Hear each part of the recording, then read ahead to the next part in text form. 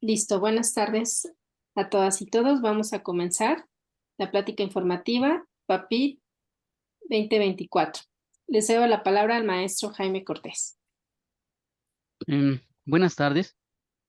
Buenas tardes. Para mí es un gusto compartir con ustedes esta sesión.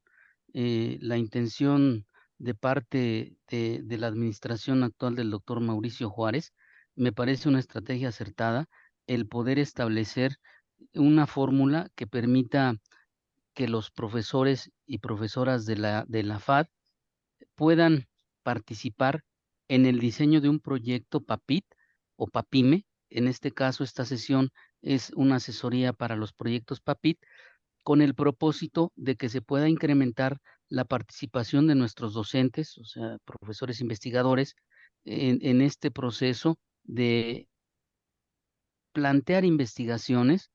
Hay una gran experiencia de muchos años, hay una tradición en lo que se refiere a la formación de artistas y diseñadores en la facultad, y creo yo que la vía o una de las vías más acertadas para poder impulsar la investigación, producción en este caso, es a través de estos proyectos que la propia UNAM, a través de la DEGAPA, ha establecido, sobre todo porque nos aportan recursos para poder desarrollar un proyecto de investigación en el cual se obtienen muchos logros.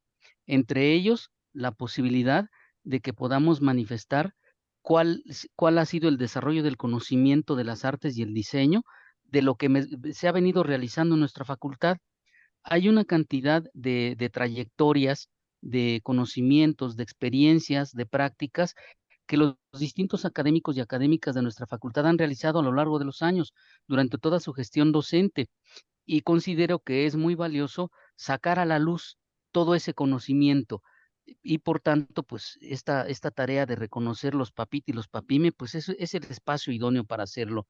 Entonces, el propósito es ese, que se puede estimular la participación en la construcción de proyectos, en la búsqueda de la investigación, en la apertura del conocimiento, y de esta forma pues vayamos avanzando y demos a conocer a la propia UNAM, pero también a la sociedad mexicana y al mundo, porque sé que también los proyectos que se realizan tienen injerencia o se realizan con la participación de entidades externas a nuestro país, con la participación también de investigadores o docentes de otras sedes que se han involucrado en algunos procesos anteriores. Entonces, por todo eso, ha sido muy importante la estrategia que se definió de darle un seguimiento a través de asesorías a los maestros interesados en elaborar proyectos para que de esta manera tengamos mejores posibilidades de que una vez que se llenen las solicitudes y las reciba el área de PAPIT o el área de PAPIME, puedan ser valoradas con al menos con la certeza de que la estructuración de los proyectos está hecha acorde a cómo debe plantearse un proyecto de investigación. Ese es el propósito, de tal manera que esta primera sesión de asesoría PAPIT va a presentarles una serie de elementos esenciales que deben tomarse en cuenta cuando alguno de nuestros académicos o académicas decide presentar un proyecto, una solicitud de proyecto para el área de PAPIT. Entonces, dicho esto, bueno, pues en la mañana ya tuvimos una primera edición de este trabajo que vamos a realizar ahorita. Les decía, en la mañana estuvieron alrededor de 20 personas, 20 profesores, y en esa sesión se presentó lo que ahorita, los contenidos que ahora les voy a compartir, pero también tuvimos la oportunidad de que el doctor Julio Chávez nos presentara algunas sugerencias o recomendaciones con relación a qué aspectos que son importantes deben tenerse presentes en el momento en que se hace una solicitud para un proyecto PAPIT. Les comento, el doctor Julio Chávez es miembro de una de las comisiones dictaminadoras de los proyectos PAPIT, de un comité dictaminador, son comités dictaminadores, y él forma parte de uno de los comités de las artes y las humanidades, de tal manera que esta experiencia le ha permitido poder, pues, puntualizar algunas cuestiones, ¿no? Él nos decía, por ejemplo, que porque la sesión anterior hubo un comentario en el sentido de que generalmente los comités están más inclinados hacia las cuestiones de las ciencias duras, las investigaciones que están sustentadas en las ciencias duras. La intervención del doctor Julio Chávez precisó que también en el caso de los comités evaluadores de artes y humanidades existen personas especialistas que conocen del área, que tienen una trayectoria y que por tanto tienen los elementos para poder valorar los proyectos de artes y humanidades que reciben. Entonces, eso pues ya nos da tranquilidad porque sin duda cuando reciben en sus manos un grupo de personas que tienen conocimiento y experiencia sobre las artes y el diseño, pues sin duda vamos a tener una valoración, una evaluación que va a ser muy puntual relacionada con el ámbito de conocimiento que nosotros producimos. Entonces, eso fue muy bueno, ¿no? Porque y como él forma parte de uno de esos comités, pues nos pudo decir cuestiones muy relevantes. Esto se los comento porque al igual que esta sesión, la de la mañana también se grabó, de tal manera que los interesados pueden acudir a esa grabación para que puedan escuchar algunas de las sugerencias y recomendaciones que nos hizo el doctor Julio Chávez, que son valiosas en este momento de tratar de construir un proyecto. Entonces, pues él estuvo participando con nosotros, igual así como ahora la doctora Elizabeth Fuentes nos acompaña para poder también recuperar su conocimiento y experiencia, toda vez que ella es una de las últimas docentes investigadoras que concluyó un proyecto PAPIT. Hace un rato comentábamos con la edición de 2 libros impresionantes sobre las trayectorias de la mujer en San Carlos. Entonces, pues esas cuestiones nos dejan ver el significado y el valor que tiene para nosotros y que son opciones que podemos aprovechar. Eh, un PAPIT, cuando se presenta y es autorizado, tiene una duración de 2 años. En cada año puede disponer de hasta 270,000 pesos para poder llevar a cabo la investigación. Entonces, como estos proyectos tienen una duración de 2 años y que se pueden ampliar a un tercer año, durante el primer año, quien tiene la autorización de un PAPIT tiene que presentar resultados parciales de cómo va la investigación, qué logros han obtenido, en fin. Y al final de los 2 años, tienen que presentarse los productos finales de acuerdo a lo que se presentó en el proyecto. Si por alguna razón el desarrollo de la investigación implica que se han abierto otras líneas de trabajo, que se amplió el proceso, que se necesita un margen mayor de tiempo para poder concretar de manera más clara y más puntual el trabajo de investigación, entonces se hace una solicitud y la DEGAPA, a través de PAPIT, autoriza un tercer año, ¿no? Entonces, esa, digamos, es la estructura en general de un proyecto PAPIT y como les digo, disponen de hasta 270,000 pesos anuales para poder llevar a cabo los trabajos de investigación. Entonces, pues es impresionante. Yo, esta convocatoria 2023, cuando publicaron los proyectos aprobados, es que son 736 proyectos que aprobó la DEGAPA a través de PAPIT. Y pues lamentablemente en esa lista de 736 no hay ninguno de nuestra facultad. Es decir, de toda la UNAM, todos los que presentaron proyectos, se aprobaron 736. Entonces, ¿qué es lo que hacia qué dirigimos nuestros esfuerzos? A que en la próxima convocatoria de este año, que es para el año 2024, que se va a publicar el 5 de junio, es decir, estamos prácticamente a un mes de que se publique la convocatoria para los PAPIT 2024, pues tenemos este espacio de un mes para empezar a preparar, pues, todos un tema, los recursos, pensar en el equipo de trabajo y diseñar un proyecto de investigación PAPIT para poder incluirlo en la plataforma en el momento en que se abra la convocatoria. Entonces, es un proceso amplio porque supone una cantidad de pasos que ahorita les voy a compartir, pero aquí lo interesante es que si nosotros empezamos a desarrollar una propuesta PAPIT desde este momento, cuando ustedes definen un tema de investigación y vamos llenando los puntos que requiere un proyecto, de aquí a un mes, cuando se abra la convocatoria,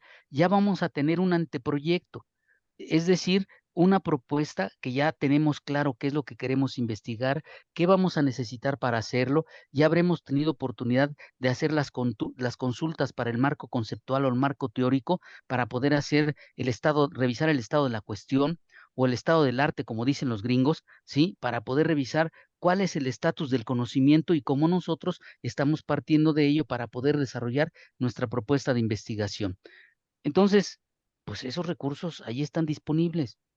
Creo yo que si conjuntamos un equipo de trabajo para diseñar proyectos PAPIT y los tenemos listos en una versión preliminar para cuando se abra la convocatoria, en el mes que dura la convocatoria abierta para poder entrar al sistema y registrar los proyectos, vamos a tener unas propuestas muy consistentes que van a poder ser evaluadas por los comités técnicos, para los que elaboran los dictámenes, el comité de evaluación y después el comité técnico.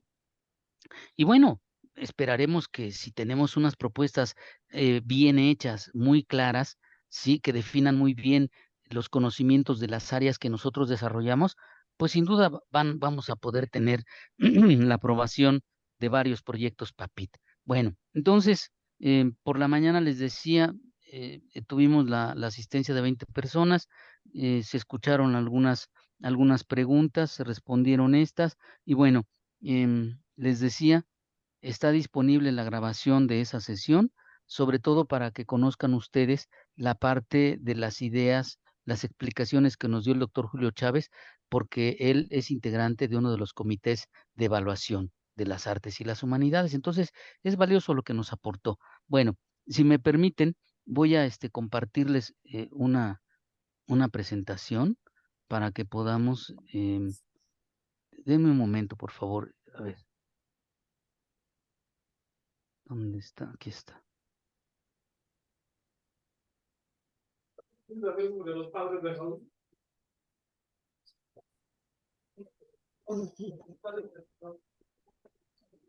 Bueno, estoy abriendo el archivo. Ahorita le doy al...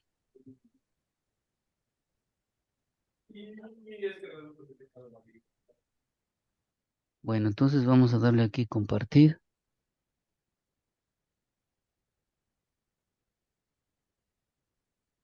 Aquí me dice, el anfitrión inhabilitó la función de compartir las pantallas de los participantes. Este, yo creo que hay que liberar algo ahí. Le voy a... Y un segundo. Sí, Listo. ¿ya? Bueno, entonces le voy a dar aquí compartir.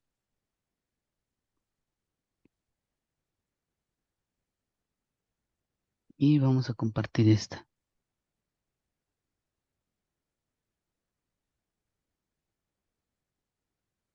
Bueno, a ver, miren, le voy a dar aquí para que lo vean mayor, de un mayor tamaño.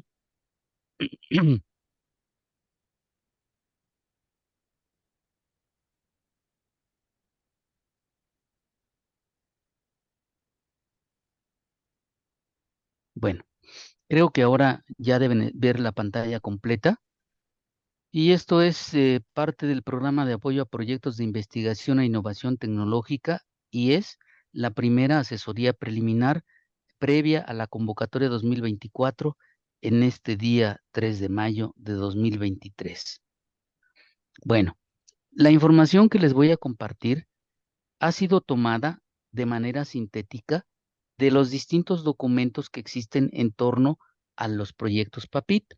En este caso, hay un documento que se titula ¿Cómo escribir una buena propuesta?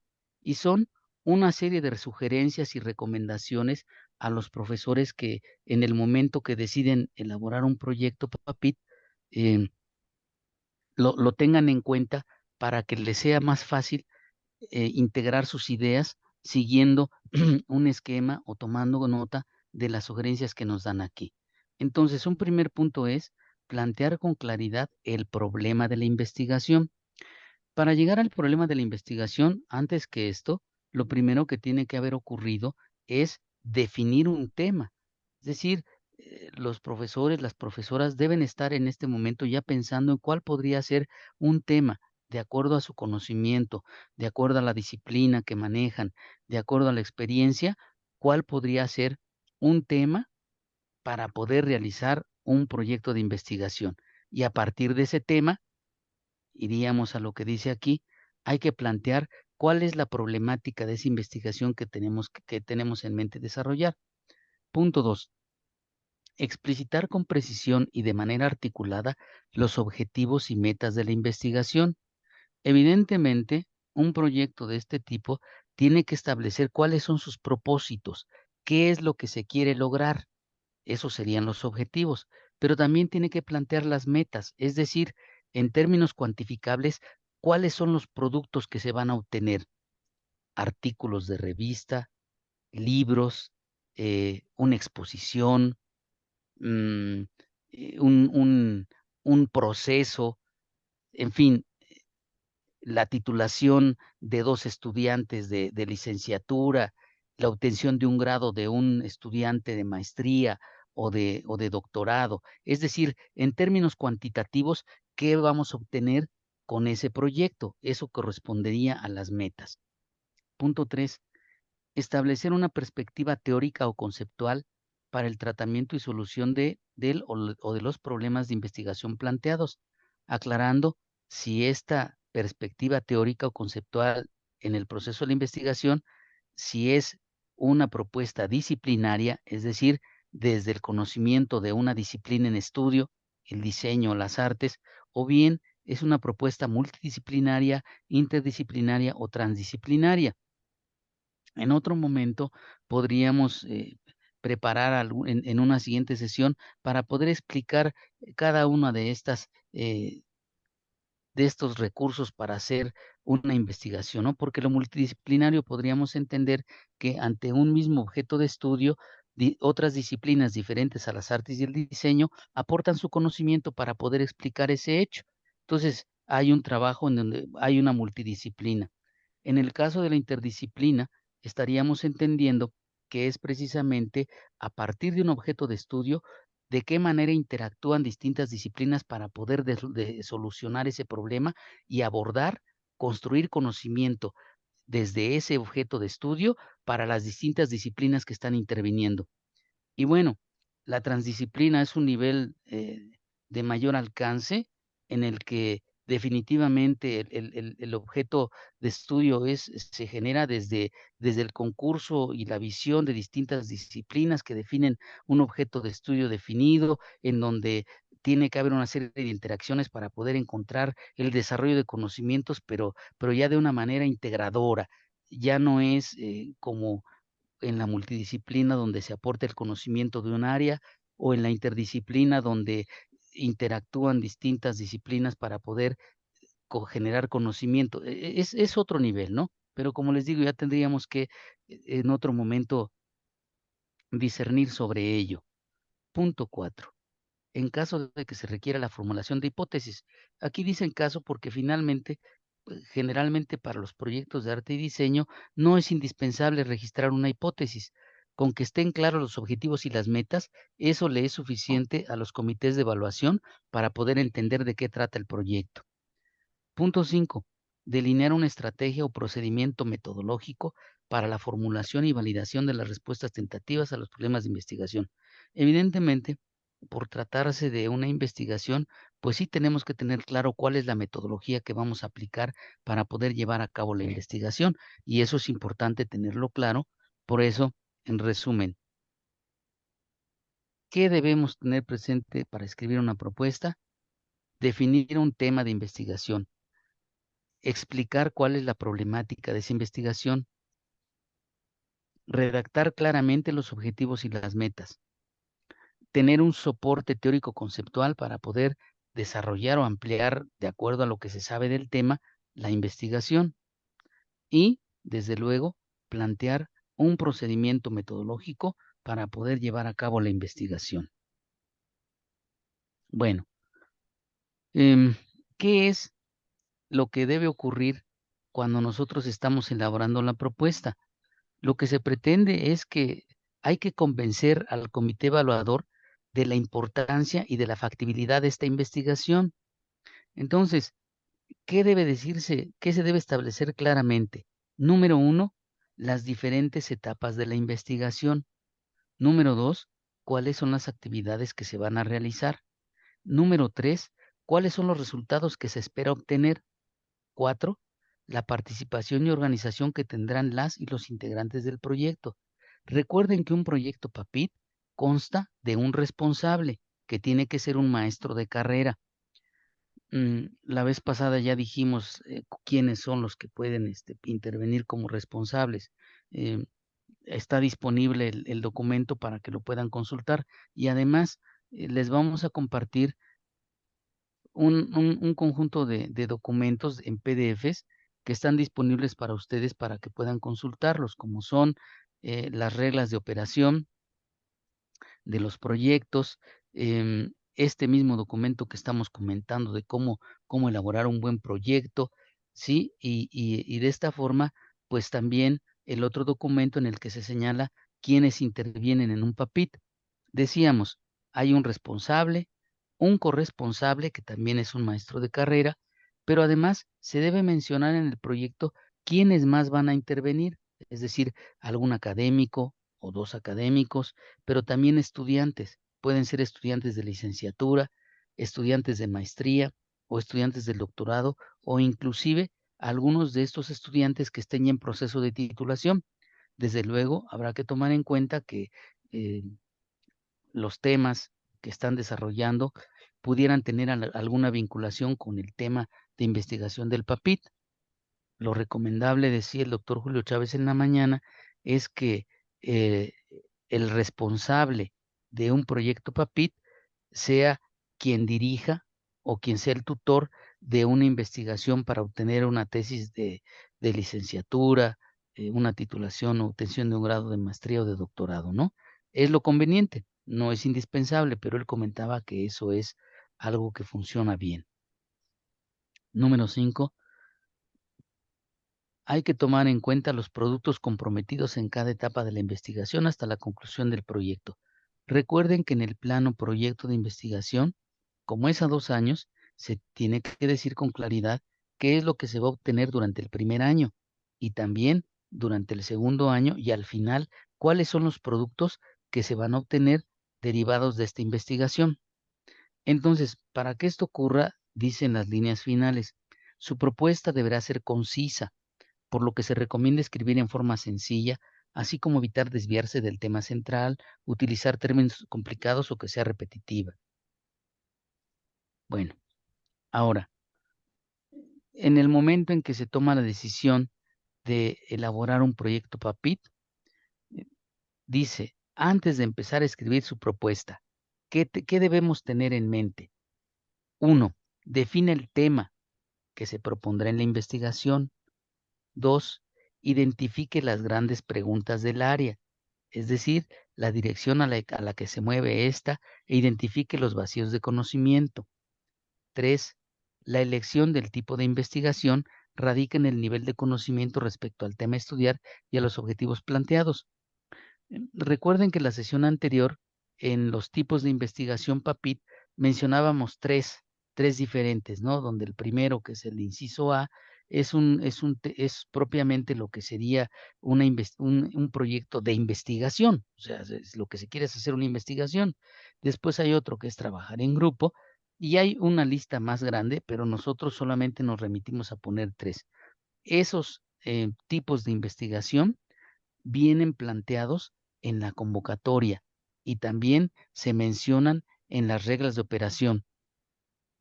Bueno, valore hasta dónde es posible que llegue el proyecto en términos de conocimiento y si se trata de un proyecto exploratorio, descriptivo, correlacional o analítico, es decir, qué va a ocurrir durante el proceso de esta investigación y hasta dónde vamos a llegar. Recuerden que también es importante delimitar el alcance de la investigación, porque sin duda hay investigaciones que pues tienen una trayectoria de muchos años de trabajo, pero en este caso nosotros tenemos que tener claro, bueno, de esta investigación que es así de extensa, solamente se va a tratar este corte que abarca estos temas, este alcance, hasta aquí vamos a llegar. Bueno, evalúe el nivel de preparación de los participantes potenciales en el proyecto para asegurar una mayor probabilidad de éxito de la propuesta. ¿Esto qué significa? El responsable de un PAPIT, cuando piensa en su equipo, en las personas que va a invitar para que colaboren con él a hacer la investigación, pues tiene que pensar que tengan ciertas características. Por ejemplo, si yo voy a invitar a un corresponsable que va a ayudarme a llevar a cabo la investigación? Bueno, pues tiene que tener algún conocimiento acerca del tema o tiene que tener una experiencia que sea complementaria a lo que se quiera hacer. Es decir, pensar en qué es lo que nos puede aportar el corresponsable ya en el proceso de estar realizando la investigación. Lo mismo, pensar en los académicos o académicas que por su conocimiento, sí, por su experiencia o por su interés, están les interesa participar en este trabajo de investigación y bueno, pues igual debe pensarse, ¿no? En el tiempo que van a disponer, de acuerdo a su experiencia, qué es lo que van a poder hacer. Pienso, por ejemplo, que ahora con este este tránsito de generacional de las generaciones anteriores como la nuestra, como la mía, por ejemplo, o tal vez anterior, el conocimiento que tenemos acerca de ciertos procesos tecnológicos actuales digitales no es tan dúctil, ¿no? Tan de tal, dominio como lo tienen las nuevas generaciones. Entonces, si yo encuentro un maestro que me va a resolver toda esa parte porque tiene conocimiento y porque tiene una habilidad que le permite poder apoyar ese proyecto, bueno, pues ese puede ser un candidato, ¿no? Entonces, hay que pensar qué características van a tener las personas que nos van a estar apoyando en este proyecto. Y lo mismo, en el caso de los estudiantes, pues hay que pensar, recuerden, eh, el asunto de formar recursos humanos es muy importante para la universidad. Entonces, involucrar en procesos de investigación a estudiantes desde la licenciatura o de posgrado es fundamental porque finalmente ellos van a poder en su momento poder participar en proyectos similares a esto o en otros proyectos donde colaboren, pero ya teniendo un perfil en el que ya han tenido experiencia en trabajo de investigación. Bueno, hice una revisión la sesión anterior, la doctora Cristian Chávez nos propuso unos links en el chat de esa sesión en los cuales podrían ustedes entrar a revisar distintos proyectos de investigación de fechas anteriores. En este caso, yo estuve revisando, bueno, yo sí leí toda la lista, al menos los títulos de los proyectos PAPIT que fueron aprobados en el año 2019 y en el año 2020. Y entonces, al revisar, fíjense, de esa lista, solamente encontré un PAPIT eh, relacionado con el área de las humanidades y las artes. Ese PAPIT tiene por título Página electrónica y boletín electrónico, Reflexiones del muralismo en el siglo XXI, y es un PAPIT del año 2020. En el recuadro naranja tienen ustedes la clave de identificación del PAPIT. Es un PAPIT de investigación de la modalidad A, es decir, es un proyecto de investigación. La disciplina son artes plásticas y visuales y la especialidad es historia del arte. En este caso, por ser un proyecto cercano a lo nuestro y sobre todo por las personas que intervienen, pues aquí nos dice claramente que es un proyecto de investigación sobre historia del arte, ¿no? Desde luego, en el caso de los artistas visuales que son productores, pues tendríamos que tener en mente con base en su producción, de qué manera podemos plantear un proyecto en el que lo que se destaque sea el trabajo de producción, los procesos, las técnicas, los materiales, lo que se hace para poder obtener un producto artístico, ¿no? Porque en este caso es un trabajo sobre historia del arte. Bueno, es un proyecto del año 2020 y la descripción de este proyecto es la FES Cuautitlán. Es un proyecto de duración de 2 años y los responsables en este caso, la responsable es la doctora Mercedes Sierra, que sin duda ustedes conocen, y ella su gestión la realiza en la FES Cuautitlán. Por eso el proyecto está adscrito a la FES Cuautitlán. Como corresponsable participó el doctor Francisco Plancarte, él sí, de la FAD. Entonces, cuando yo reviso todos los materiales y encuentro me pareció oportuno presentárselos, comentarlo para que tengan ustedes en mente algunos de los elementos que se tienen que se tienen que escribir o redactar para poder presentar o elaborar un proyecto. Bueno, este es el caso. Entonces, uno de los puntos que pide desde el primer momento en el proyecto es hacer una síntesis de este proyecto, porque en este caso, los integrantes de los comités evaluadores en una primera lectura que hacen de la síntesis del proyecto, deben tener los elementos acerca de qué tipo de investigación, de qué trata, qué es lo que se pretende hacer, cuáles son los marcos de referencia que se utilizan para ello, ¿sí? Y quiénes van a intervenir, en fin. Aquí, esta es la síntesis del proyecto. Y en el caso de de página electrónica y boletín electrónico, Reflexiones del muralismo en el siglo XXI, la síntesis es esta. Desde luego, yo no puse la síntesis completa, solamente tomé las ideas principales que nos puedan dar una idea general acerca de cuál es la síntesis de este proyecto. Bueno, es un proyecto de carácter histórico documental que sienta sus bases en la historia del arte en el área de muralismo mexicano. Se asienta dentro de un área emergente de investigación donde inciden diversas disciplinas, logrando con ello la proyección y difusión del arte mural mexicano del siglo XX. Este proyecto nace en el 2009 a partir de la creación de un seminario en arte mural, el cual se sustenta en la necesidad de documentar mediante técnicas de imagen fija y en movimiento la recreación de obras murales que en sí mismas contengan una problemática histórica y o política que contar, ¿no? Técnicas de imagen fija y en movimiento. Por eso se habla de página electrónica y boletín electrónico en el cual se trabajó esta investigación. En el año 2015 se decide presentar un boletín en dos versiones, uno digital y el otro de forma impresa, donde confluyen diversos investigadores presentando sus artículos en torno al muralismo en el México del siglo XX. Actualmente se trabaja interdisciplinariamente con la Facultad de Artes y Diseño y a partir del 2015 con el Instituto de Física dentro del proyecto LANSIC, coadyuvando en el análisis de materiales y documentos históricos que permiten descubrir procesos integrales que forman parte del patrimonio cultural. Bien, entonces, si ustedes ven aquí, ya con esta lectura, con estos párrafos, nos estamos enterando en qué consiste este proyecto, cuál es la temática, qué es lo que se quiere lograr, quiénes están participando, cuál es el origen de esto, ¿sí? Y de tal forma que ya en el desarrollo del propio proyecto, al final nos señalan que ya se está trabajando interdisciplinariamente, pues con el concurso en este caso, del maestro Plancarte y las otras personas que intervinieron, pero también con el Instituto de Física dentro de otro proyecto que ellos tienen allá, de manera que está ya haciéndose un trabajo interdisciplinario en torno a este asunto de la temática del arte mural del siglo XX en México. Bueno, esta parte que les voy a comentar me pareció muy importante presentárselas porque tiene que ver con cómo se utilizan los recursos financieros que les aporta la DEGAPA a través del PAPIT para que puedan llevar a cabo la investigación.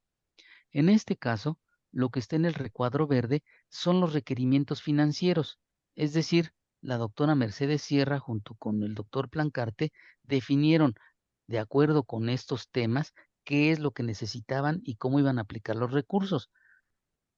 Los números del lado izquierdo, del 211 al 512, son las partidas presupuestales que están incluidas en las reglas de operación, donde le explican a uno en qué se puede utilizar el dinero que se aporta para la investigación de este proyecto.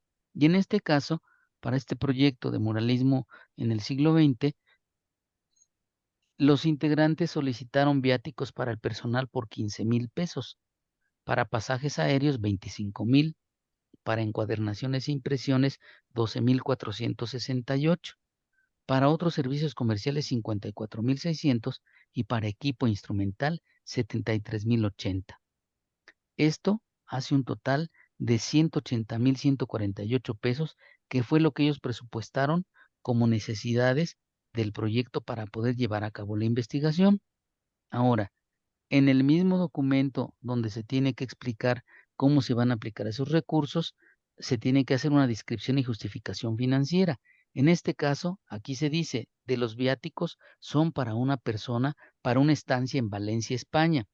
En este caso, porque otros proyectos que revisé así lo precisan, y nos lo dijo el doctor Julio Chávez en la mañana, en el caso de los viáticos es importante que se ponga el nombre quién es la persona que va a utilizar esos viáticos, que va a recurrir de hacer un viaje. Se tiene que decir el nombre, porque si no, de otra manera, si no se sabe, pues no puede quedar indefinido quién va a ser la persona que va a recibir el beneficio o que requiere hacer el uso de esos recursos para poder avanzar en la investigación. Y nos dijo, si no se ponen esos datos, pues eso puede ser una causal de que rechacen el proyecto.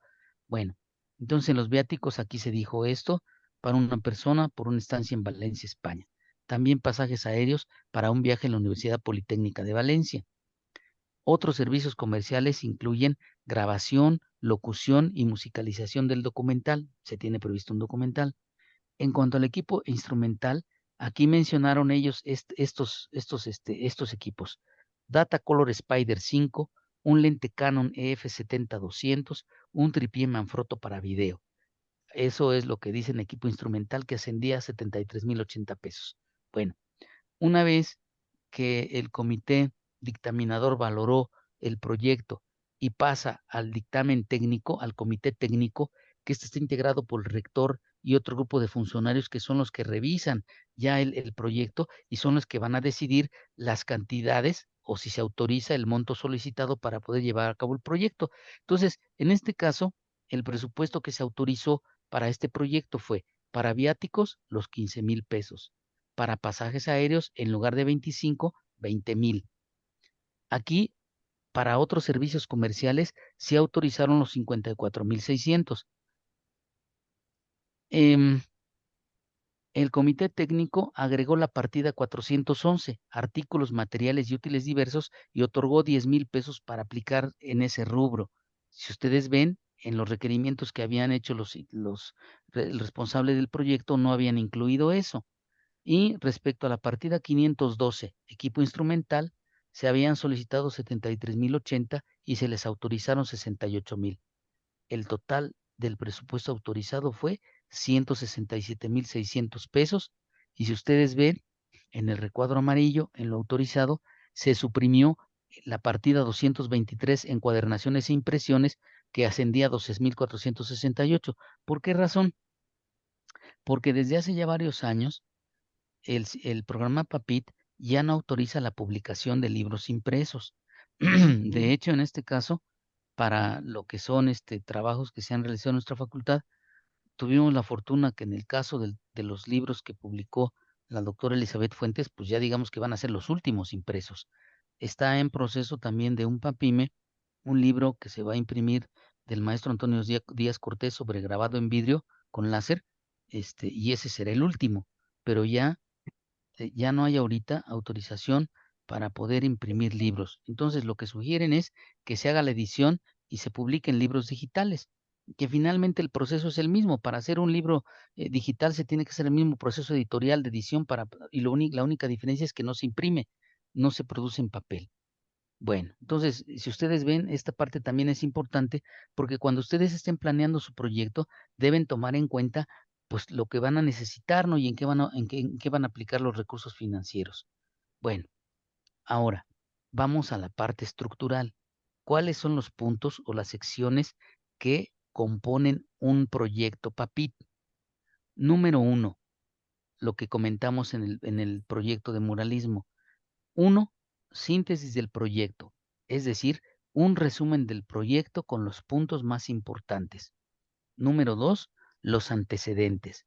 Esto significa la justificación de la propuesta, los aspectos por los que se propone la investigación. Número 3, la contribución del proyecto, es decir, cuán innovadora es la investigación y cuáles son las aportaciones al conocimiento que se van a lograr con esta investigación. Número 4, lo anoté porque viene dentro de la lista, pero en el caso de proyectos de humanidades y las artes no es indispensable exponer una hipótesis. Número 5, los objetivos.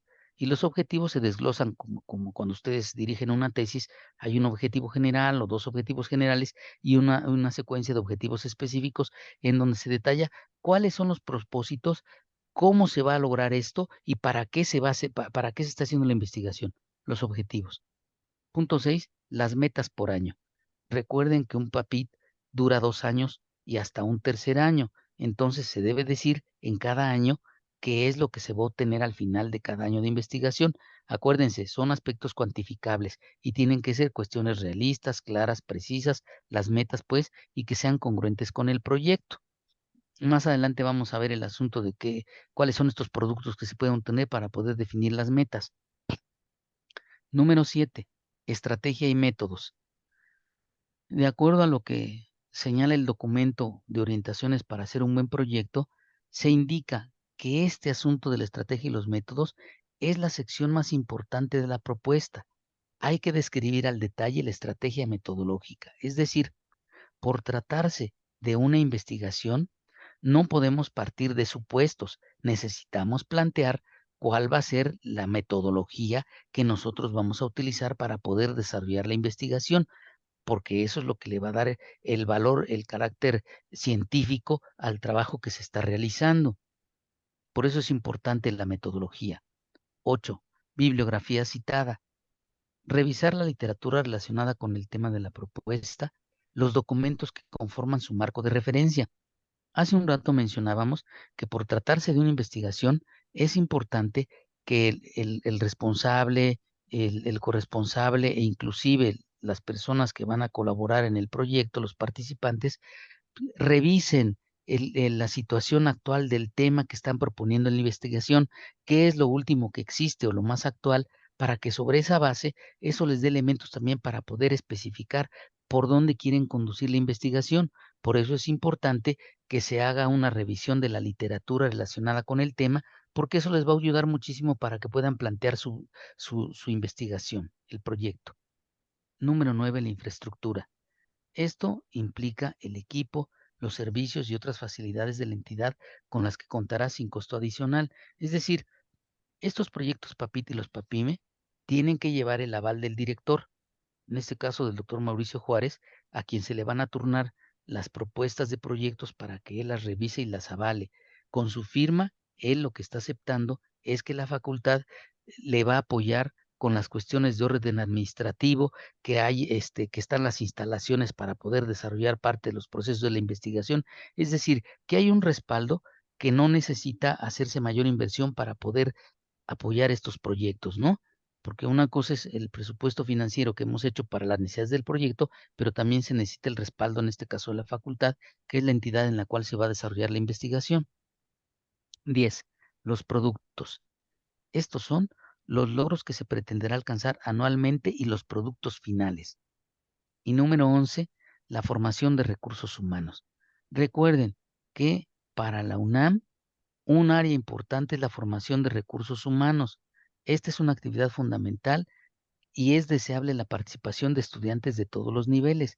Ya decíamos, en un PAPIT es importante que el responsable y el corresponsable definan qué académicos o académicas, cuántos, uno, dos, cuántos estudiantes de licenciatura, o si no hay de licenciatura, si hay algún estudiante de maestría o de posgrado, si hay algún tesista que le interesa desarrollar su trabajo de titulación con base en la temática del proyecto. Bueno, pues entonces el responsable va a poder estar fungiendo como tutor o como director de ese proyecto de tesis y lo va a ir desarrollando simultáneamente, además de otras tareas que se le van a indicar como colaborador del proyecto PAPIT. Bueno, hasta aquí, esto digamos es de manera general los puntos que se deben tomar en cuenta para poder empezar a escribir un proyecto de investigación. Bueno, vamos a la cuestión de la productividad, es decir, qué se va a obtener de los proyectos de investigación PAPIT.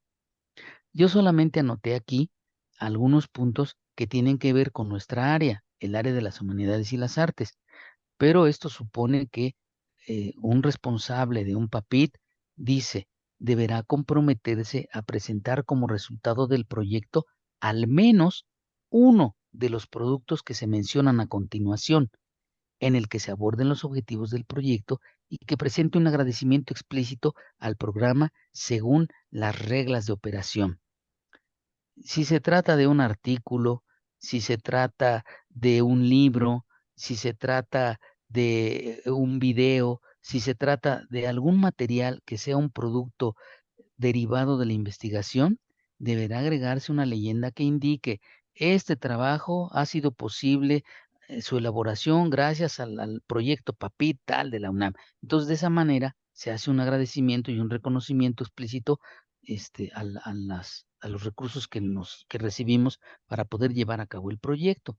Y entonces, ¿cuáles son estos productos? Libro, un artículo arbitrado, un rescate de archivos, pueden ser exposiciones individuales o exposiciones colectivas, puede ser una publicación electrónica, puede ser una propuesta de museografía o una propuesta de restauración. Hay más, pero yo aquí anoté los que son más cercanos a lo que nosotros hacemos. Desde luego, cuando ya revisemos, yo les voy a proponer las reglas de operación, las que están vigentes en este año 2023. Generalmente esos documentos no varían mucho. Habrá que esperar la convocatoria de 2024 y los documentos que cargan nuevamente ahí en esa plataforma para que podamos conocerlos, pero podemos empezar a trabajar con esto y ahí podrán ustedes encontrar de una manera más amplia esto que les acabo de presentar. Bueno, entonces, pues en la revisión que estuve haciendo, un poco también para poder ilustrar cuáles pueden ser los posibles temas de una investigación para PAPIT, revisé algunos de los años 2019 y 2020 y del lado derecho tenemos los proyectos de la convocatoria 2023 que fueron autorizados. En este caso no encontré, porque yo solamente descargué la lista de cuando se publicó cuáles eran los proyectos autorizados y ahí no venía cuál era la institución a cargo de estos PAPITs, diferente de la columna izquierda que está en negro, en la que sí tenemos ahí las referencias de quién está a cargo de esos proyectos. Pero esa información finalmente la puede uno consultar posteriormente. Aquí lo que me interesa es poderles plantear cuáles son algunos posibles temas que pudieran sugerirnos o darnos luz acerca de qué es lo que nosotros podemos definir como un tema de investigación. Entonces, en el caso de 2019 y 2020 tenemos este tema, esta investigación: rescate, análisis y edición de textos de la literatura para niños y jóvenes hacia una historia de su desarrollo en México. Esto es del Instituto de Filológicas y es un proyecto PAPIT de 2019. Otro, escritos de mujeres, rescate documental. Este es un proyecto también del año 2019 a cargo del ISUE, del Instituto de Investigación sobre la Universidad y la Educación. Luego tenemos Archivo Juan Hacha, rescate de 3 manuscritos inéditos del periodo 1965 a 1971, y esto es un proyecto que propuso el Instituto de Investigaciones Estéticas en el año 2020. Por cierto, yo recuerdo que nosotros en San Carlos teníamos un centro de investigación Juan Hacha, no sé si todavía existe, pero cuando yo vi esto dije, pues eso, acá teníamos también un área sobre ese asunto, ¿no? Bueno, la otra investigación, la imagen presidencial en México, retratos fílmicos desde el poder. Este es un proyecto que presentó la Coordinación y Consejo Técnico de las Humanidades en el año 2020. Como tiene que ver con cine, pues, y si ustedes ven, el otro es investigación sobre el archivo de Juan Hacha, y el otro son escritos de mujeres, y el otro son libros de textos de literatura para niños, pues son cosas que de alguna manera son cercanas a nosotros por estar en el área de las humanidades y las artes. Bueno, de los que fueron aprobados en la convocatoria vigente 2023, la publicidad en México y su interseccionalidad con la obesidad, escenarios, representaciones, hábitos alimentarios, tecnología y políticas públicas. Siguiente, la cultura en México en los años 60 y 70 del siglo XX. Siguiente, imaginarios de México en el cine moderno a través de los cineastas viajeros. Esta es una cuestión turística, pero está muy interesante, pero bueno, eso es el título. La siguiente, difusión internacional de la obra de Silvestre Revueltas, edición crítica de partituras inéditas, catálogo de obras de Silvestre Revueltas, segunda edición, y este es en una edición bilingüe. Bueno, como ustedes se pueden dar cuenta, aquí lo único que hice fue para tratar de estimular un poco las posibles temáticas nuestras, pues una muestra de las distintas proyectos de investigación de humanidades y artes que fueron autorizados. Desde luego, frente a estos, digo, yo aquí puse, por ejemplo, 2, 4, 8, les podría decir que en la revisión que hice de estos periodos, pues acaso habrá en total, no sé, unos 20 o 25 proyectos de las humanidades y las artes. Todos los demás están cargados a las cuestiones de investigación de las ciencias duras, son de física, son de biología, son de química, son de astronomía, en fin, hay otros de sociología, en fin, pero toda la carga está puesta en aquello. Entonces, si les decía yo que en el 2023 se aprobaron 736 proyectos, pues de esos seguramente hay 20 que son de humanidades y artes. Todos los demás, más de 700, son de los otros proyectos hechos en las otras facultades de nuestra universidad. Bueno, hasta aquí, pues sería mi intervención. Les agradezco que me hayan escuchado y pues me da mucho gusto que estemos en esta tarde trabajando con estos propósitos. Pues podemos, doctora Cristian, si lo consideras, cederle el espacio a la doctora Elizabeth Fuentes para que nos pueda compartir con base en que ella acaba de presentar en la Feria del Libro un, un libro muy bonito sobre las trayectorias de la mujer en San Carlos, pues un producto final de un papit que ella estuvo eh, realizando. Doctora, adelante, doctora Cristian. Sí, muchas gracias, maestro Jaime. Agradecemos mucho la presencia de la doctora Elizabeth Fuentes y bueno, le damos las gracias en este día del centro, a través del Centro de Investigación Producción, para presentarnos, bueno, su experiencia en estos proyectos PAPIT y también que nos cuente sobre este proyecto que finalizó. Muchísimas gracias por su presencia, doctora. Le cedo la palabra. Muchas gracias. Yo les voy a decir que mi proyecto en realidad fue de 3 años. Hay proyectos de 3 años que se prolongan 2 años más, o sea, fue de 5 años para sacar estos 2 volúmenes, porque ya ven todo lo difícil que es sacar un libro, ¿no? Entonces fueron 3 años y es un proyecto individual. Por así incluí, por supuesto, alumnos, incluí algunos profesores, para poderlo llevar a cabo, pero es un proyecto de 3 años, no de 2. Y se le pueden agregar 2 años más. Entonces, por eso se acabó del 18 al 22, fue lo que duró mi proyecto. ¿Sí? Ya. Entonces, para poder sacar estos 2 volúmenes, ahora, a pesar de que yo, programé el producto de 2 libros, también luego en los mismos informes incluí más cosas, por ejemplo, ponencias, porque esas van surgiendo en el camino, o una exposición que también llevé a cabo, y la publicación de un libro pequeño que publiqué del posgrado, un coloquio sobre el tema del arte de la mujer. Entonces, si haces varias cosas, pues te califican mejor. Y aparte te sirve para incluir un poco, difundir más tu proyecto. Entonces, sí es bueno que aparte de los productos que uno incluyó, pueda llevar a cabo otras cosas. Eso es lo que yo hice con el proyecto. Ahora, fíjate que desafortunadamente, como apenas llegué ayer de viaje, no me puse a escribir sobre mi proyecto en específico, a lo mejor en otro momento será. Yo lo que hice es un poco preparar algo sobre lo que hago yo para hacer una investigación. No es una metodología complicada, sino lo que específicamente cómo lo organizo y cómo empiezo a trabajar, que a lo mejor de algo puede servir para alguien que quiere decir, a ver, voy a hacer una investigación, ¿por dónde empiezo? Entonces pongo los pasos que yo hago para empezar a emprender la investigación. Y luego pongo 3 ejemplos de investigación muy diferentes. Unos estudios comparativos y unos estudios de un solo artista, un poco para ver cómo abordarlo, un poco para decirles cómo se hace esto. Y bueno, seguramente a lo mejor es muy básico, a lo mejor todo el mundo lo sabe hacer, pero creo que es buena idea compartirlo.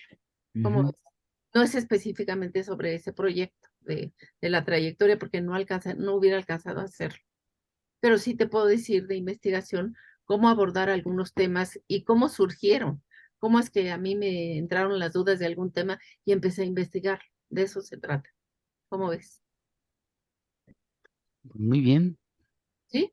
¿Te parece Sí, bien? excelente. Sí, por supuesto. Digo, se trata precisamente de escuchar la voz de una doctora que ya ha recorrido ese camino y que en el proceso de estar elaborando desde el proyecto para que lo puedan valorar los comités dictaminadores, lo autoricen y luego ya se lleve a cabo todo el ejercicio, que en este caso, como ya nos comentas, doctora Elizabeth, fueron 5 años.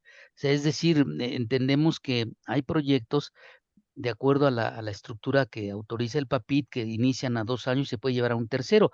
Desde luego, por ahí en las reglas de operación, sí, por ahí revisé que se puede ampliar más, pero vamos, si en este caso estamos invitando, convocando a la comunidad de nuestras maestras y maestros a que participen, creo yo que para una primera experiencia es muy prudente diseñar una propuesta de un proyecto de investigación para 2 años, y ya en el camino, si van lográndose cosas como nos comentas, bueno, es que es cierto, no es uno puede concebir en un proyecto cuáles van a ser los productos y qué se va a lograr en estos 2 años, pero si en el desarrollo surge un seminario para poder discutir los temas de la investigación, se abre un coloquio, se envían ponencias para participar en otros lugares donde se está llevando a cabo una temática, una discusión similar, pues todo eso va sumando al proyecto y por supuesto lo enriquece y sin duda pues enriquece tanto a los participantes como la gestión que se está haciendo desde el área, ¿no? Entonces, es muy rico lo que nos estás comentando, doctora, querida doctora Elizabeth. Muchas gracias. Bueno, entonces, de eso se trata, de sugerencias para investigación. Les digo, es algo muy básico, pero se los quiero mostrar qué es lo que yo hago, ¿no? Para ver si a alguien le puede servir. Sí. Muchas gracias, doctora. Sí.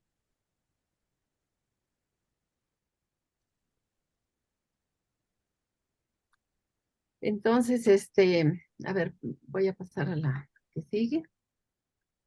Entonces, ¿qué hago? ¿Qué hago para empezar una investigación?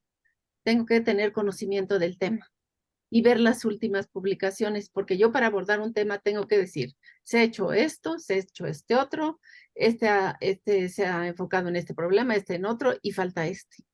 Y es donde yo me enfoco, porque siempre va a haber algo que no está investigado, pero tengo que decir el camino recorrido que se ha investigado. Entonces hay que conocer muy bien el tema, no se puede uno meter un tema que no conoce, porque entonces no sabe qué es nuevo y qué no es nuevo, ¿sí? Bueno. Claro. Y luego, cuando ya tengo el tema, elaboro un índice de los temas a tratar. No importa la extensión, yo digo, tales temas no pueden faltar y los voy poniendo en un índice. Entonces, yo veo que puede ser pues, los antecedentes del tema o según del tema que se trate. Voy poniendo los puntos a desarrollar, ¿no? Y luego organizo la información porque toda la información yo voy o fotocopiando o sacando notas de libros y lo voy organizando de acuerdo a un tema, o sea, temática y cronológicamente, todo lo que voy metiendo. Hagan de cuenta que en una carpeta un índice, como si fuera una tesis, un índice, y los organizo todo en un tema y cronológico siempre, porque si no es un desorden el que uno hace al redactar. Entonces los voy poniendo y los voy organizando cronológicamente. Entonces lo que pongo es el tema y el año en que se publicó o se dijo tal o cual cosa. Y entonces ya que lo organizo, antes de yo empezar a escribir, leo toda esa parte para ver hacia dónde va mi discurso. Lo leo. Y luego ya lo empiezo a hacer mi discurso y a un poco a irlo elaborando, a irlo discutiendo para poner notas y hablar, no poner una nota y no poner nada, sino que si yo escogí la nota es porque voy a comentar algo, ¿sí? Entonces organizo toda la información. Luego, por supuesto, hago un párrafo introductorio siempre y un párrafo conclusivo al final del texto, siempre porque hay que cerrar todos los temas que uno abrió. Se quiere cerrar qué se dice del tema, ¿no? Entonces, todo esto lo hago en una carpeta, físicamente, porque yo sé que se puede hacer carpetas en la computadora, pero a mí me sirve más tenerlo físico, ir viendo cuánto llevo de cada inciso. Entonces yo digo, ¿llevo suficiente? ¿Cuántos autores he consultado para cada inciso? Si yo ya cubrí, entonces se puede redactar. Si no, sigo metiendo donde me voy encontrando y ya los voy distribuyendo en el tema que quiera, ¿no? Luego, entonces, también organizo una carpeta con imágenes. Y esas imágenes, tengo los datos básicos, autor, título, fecha, técnica, medidas y de dónde proviene la colección. Ahora, si viene de algún libro, yo pongo al final lista de ilustración. Y ahí pongo de dónde tomé, de qué libro tomé los datos. Porque en una tesis se puede, o en una publicación hay que conseguir permisos.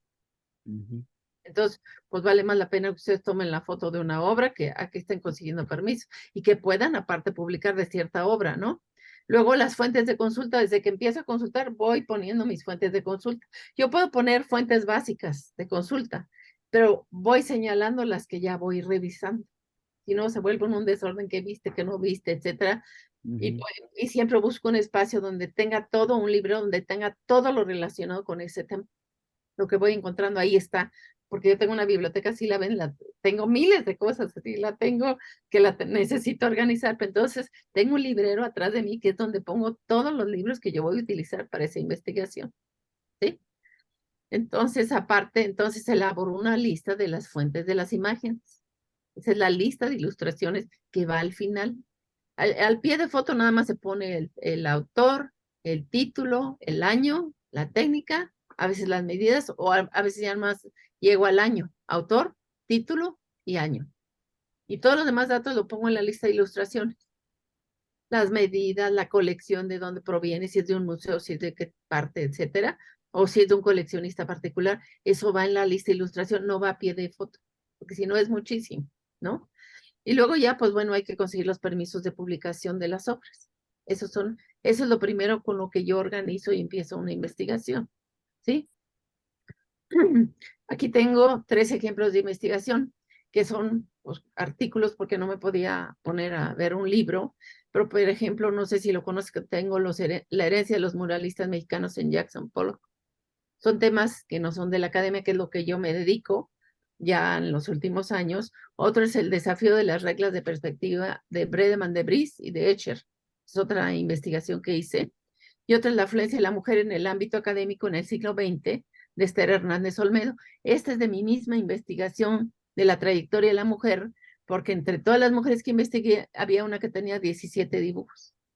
Entonces a esa le dediqué un artículo y lo publiqué en un coloquio que hice de arte, de la mujer en el arte, para que abarcara mucho más y pudiera yo invitar a otras académicas al coloquio. Entonces hice un título muy general, ¿sí? Entonces tengo lo de Pollock. Les voy a decir por qué me interesé en esto de Pollock.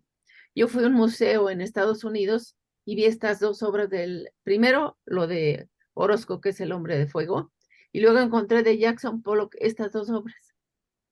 Y en estas 2 obras yo dije, ay, pues claro que vio lo de Orozco, ¿verdad? Pues es obvio que vio estas obras de Orozco en el Hospicio Cabañas, pero cuando él le preguntaron, él dijo, no, yo no los vi. Dije, ¿cómo?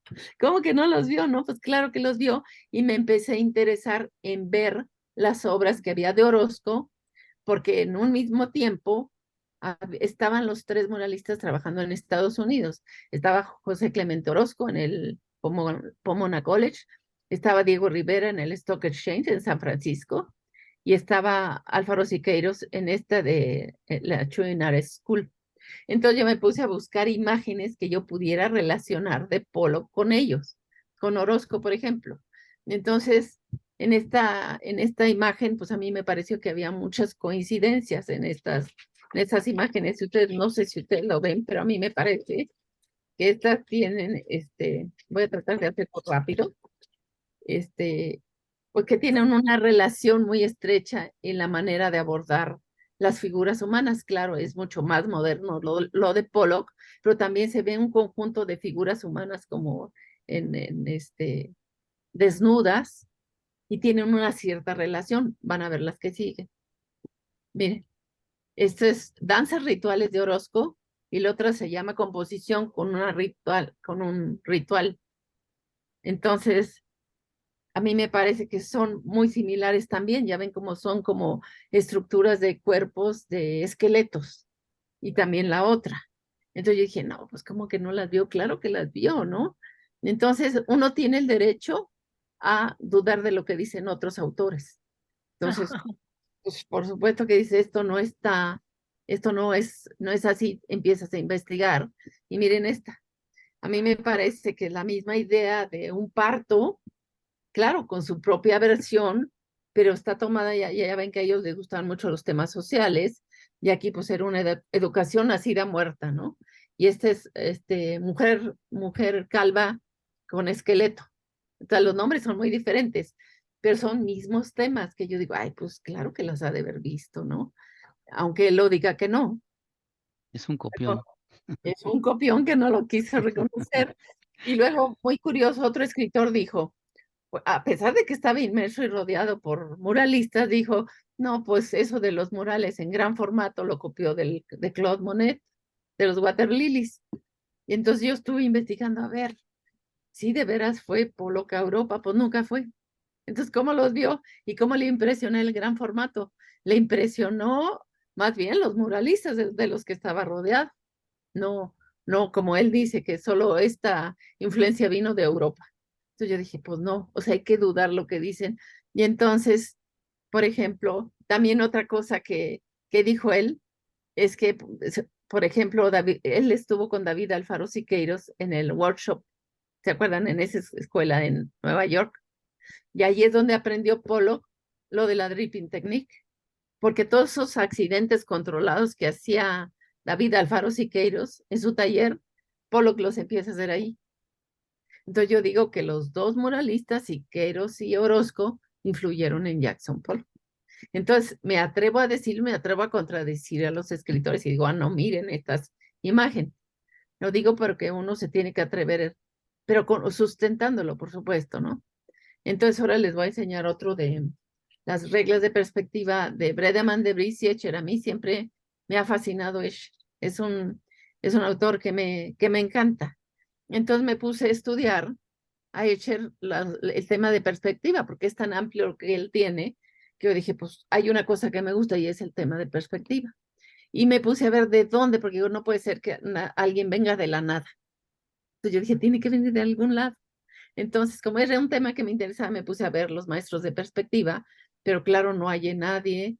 Y de repente digo, ay, pues voy a buscar en Holanda, de donde es hecho, ¿no? Y resulta que encontré un hombre que había vivido 300 años antes, de Bredeman de Vries, fíjese, nació en 1601 y hecho en 1929, pues casi 300 años. Y este hombre desafiaba las reglas de perspectiva también. Y dije, ay, y son del mismo pueblo, son de Leeuwarden, en Holanda. Dije, pues seguro que lo vio, ¿no? Entonces, aunque pues hay muchos estudios, no estaba hecho. Y entonces lo publiqué, lo empecé a hacer en un librito pequeño en la escuela, publiqué un libro pequeño, pero luego hice una cosa más grande, más profunda para un coloquio del Instituto de Estética. Y entonces me puse a ver libros de Bredeman, porque ya está todo en internet. Entonces ahí lo encontré, pedí permiso de publicar y de allí hice un artículo, que bueno, aquí están estos dos personajes. Y luego miren, uno es de Bredeman de Vries, de 1604, el otro es de Escher. Yo no sé, pero ustedes si ven todas las columnas y todas esas bóvedas, pues me parece que están inspiradas en lo de Bredeman. Y aquí lo que pasa es que le puso una procesión en la cripta. Entonces puso todos esos personajes, pero son la misma idea para mí, con las mismas columnas, nada más de distintos capiteles, pero aquí son los capiteles dóricos, aquí son corintios, se supone, pero entonces es una imagen para mí muy similar. Entonces empecé a ver más y encontré por ejemplo, que también me pareció que había hecho lo mismo con un punto de fuga, un objeto en el centro y todas esas estructuras a los lados. Nada más que Escher puso pues esto así de otra manera, más moderno, pero no sé, ¿ustedes lo ven similar o no? ¿Cómo ven? ¿Sí o no? Sí, la composición axial, ¿no? Ahí se ve. Ujú.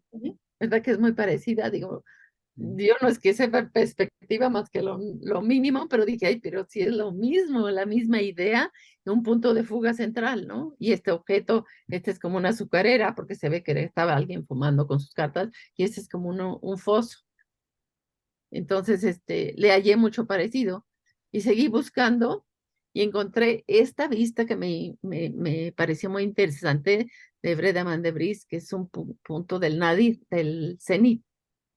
Pero vean esas columnas y comparado con estos dos trabajos hizo Otro Mundo 1 y Otro Mundo 2, nada más que aquí puso de referencia a un hombre pájaro porque tiene un rostro y es un ave, y entonces resulta que tiene un punto de fuga, un punto del horizonte, un punto extremo pero se ve hacia todos lados, el Nadir y el cenit es el mismo. Eso es lo interesante de él, que puede jugar con las reglas de perspectiva, ¿no? Ese es otro mundo 1 y otro mundo 2 que ya lo puso más claro, más sólido, con estas columnas también, pero donde vemos un punto de horizonte, un cenit y un nadir, señalado por el ave, este pájaro con rostro de persona. Entonces a mí me pareció que mucho pudo ser inspiración de este otro. Bueno, te digo, uno se debe permitir hacer esas propuestas. Aquí Bredaman hizo un punto extremo del nadir, y también Escher hizo varios como miren este punto extremo, donde el punto de fuga no está en el centro, está en la base, y acá también, en San Pedro de Roma. Entonces yo pienso que mucho le inspiró este hombre que él debió haber conocido porque era de su pueblo y era un hombre muy, muy especial por haber desafiado las reglas de perspectiva. Tengo otros ejemplos, a lo mejor no tan parecidos, pero yo les hallo una cierta similitud con esta escalera que da vueltas, una es como con una balaustradilla, y este otro que es arriba y abajo, que es el punto de fuga, digo que es el nadir y el cenit al mismo tiempo. O sea, son similares, no iguales. Pero así encontré varios. Miren, yo digo, esto para la época en que lo hizo este hombre, el siglo XVII, pues es una locura. Es una locura de escaleras que no van a ninguna parte. Si ustedes se ponen a ver, no van a ningún lado y son miles de escaleras hacia todos lados. Y aquí él hizo algo pues muy ingenioso, ¿no? Que suben y bajan por la misma escalera en distintas posiciones, ¿no? Y esto es también muy ingenioso de Escher. Pero entonces, yo pienso que mucho fue su fuente de inspiración. Entonces, ese fue otro artículo que publiqué también y que, bueno, ahorita está en las publicaciones de Escher y es de las cosas que más se han leído. De las mías digo, qué raro, es la que menos me he dedicado de esto, pero a mí me encantó, me gustó mucho esa investigación. Luego les pongo un ejemplo de una investigación sobre la mujer en el ámbito académico, que es que presenté en el coloquio, y que pongo, por ejemplo, con qué recursos contaba yo de investigación, y que tenía una biografía muy breve que yo misma hice, porque pues no había casi nada de ella, un documento que era como una página de un reporte de sus estudios, y ahí yo me podía ver qué materias tomó y cómo le fue en cada materia, y luego otro documento que encontré de ella, una carta firmada por varios alumnos en la época de la huelga, que fue en 1911, ella con otras alumnas firmó un documento. Eso era con lo que yo contaba nada más para hacer un artículo. Y entonces, ¿qué tipo de enfoque le di? Pues histórico, narrativo, de análisis, por ejemplo, ¿no? Entonces, se tiene que escribir un resumen. Entonces yo puse, en la primera década del siglo XX, varias circunstancias determinaron un cambio en la Academia de San Carlos. En ese tiempo, Escuela Nacional de Bellas Artes, porque ya saben que la academia cambió 8 veces de nombre, 8 veces ha cambiado, ¿no? Entonces, fue muy importante. Fue importante, por ejemplo, la proliferación paulatina del ingreso oficial de las mujeres a los cursos, que tuvieron que enfrentar múltiples dificultades para poder tener acceso a una educación formal y lidiar con las restricciones al modelo desnudo femenino y masculino. Acuérdense que había un gran problema sobre la polémica del desnudo, que no les permitían a las mujeres ni a los hombres dibujar un desnudo femenino por años. Por años no había modelo femenino. Entonces eso fue un gran problema, pero estas mujeres que yo abordo generalmente pues son muy, muy rebeldes y asistían a la academia a pesar de que a las familias pues no les gustaba por esa estigmatización del desnudo, ¿no? Otra fue la famosa huelga de 1911, que hubo una crisis social y académica que afectó su trayectoria y las mujeres empezaron a participar como grupo, que es lo que les dije que la carta que encontré, aunque de manera indirecta, porque no lucharon ahí, pero sí mandaron una carta de apoyo a los alumnos de artes visuales. Y luego el rompimiento de la enseñanza tradicional y el ingreso de las vanguardias europeas. Eso modificó la dinámica de la educación artística, se crearon escuelas de pintura al aire libre a la que las mujeres tuvieron más fácil acceso, particularmente en la de Churubusco. Y luego la revisión de la obra dibujística de Esther Hernández Olmedo, y aquí les...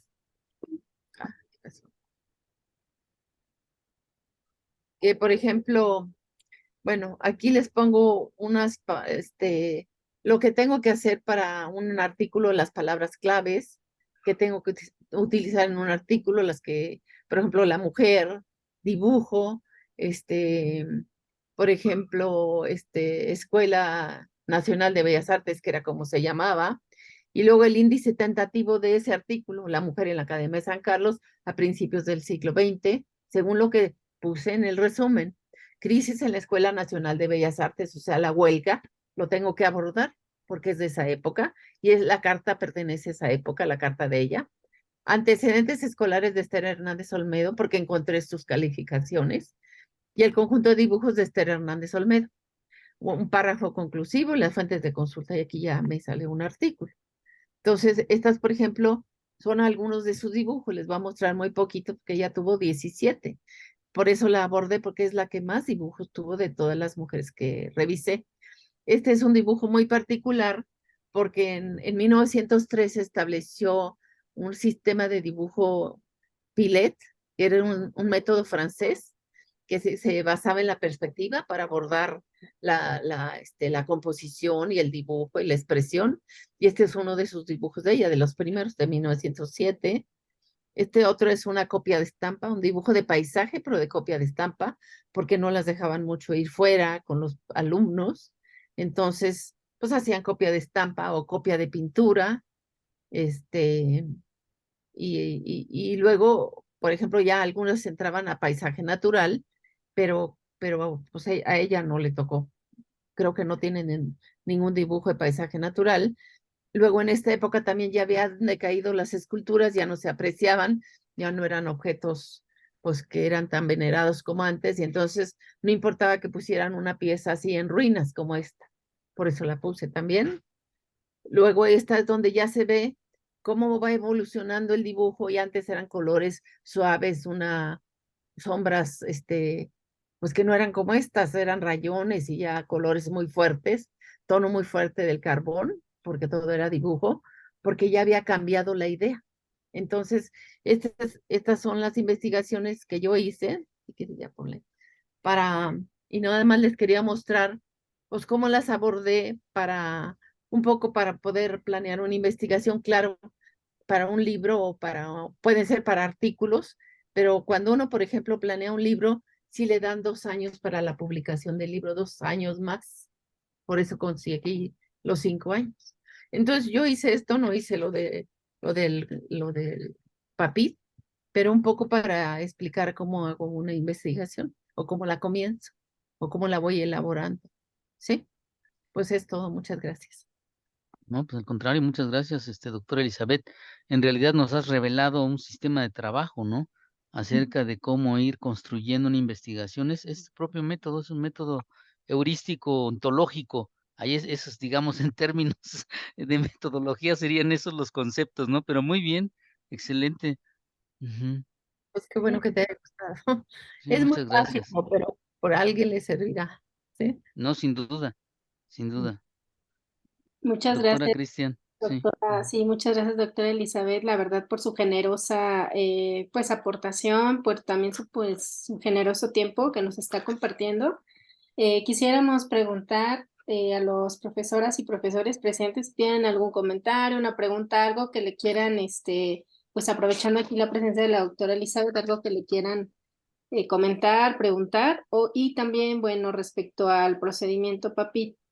Abrimos los micrófonos. Sí, adelante, maestro Pablo, doctor Pablo. Doctora Elizabeth Fuentes, muchas felicidades por su presentación de investigación. En este caso del grupo de control, para comparar 2 o 3 autores, usted utilizó el método de estudio de campo, el método de comparativo estético, o simplemente se fue a un feeling para saber si había algún elemento que se aportara en ambos casos, etcétera. porque uno de los puntos que yo siempre platico a mis alumnos es que para hacer este comparativo entre varios autores o culturas se necesita un grupo de control amplio para poder encontrar los contrastes, las diferencias o las similitudes. ¿Usted cómo trabaja esa parte de investigación al trabajar el contraste de fotografías, que las fotografías son argumentos realmente para Ujú. poder hacer la investigación? Bueno, fíjate que yo tengo un sistema para hacer primero algo descriptivo, Ok. luego un análisis formal y luego una interpretación, ya algo conclusivo. Hago más o menos ese tipo de análisis. Y después los va comparando. Voy comparando, pero voy comparando los elementos simultáneamente. No Ok. hago uno comparado y luego otro, sino voy comparando la composición de uno y la composición del otro. Y esto y lo otro, todo lo voy analizando simultáneamente de los dos autores.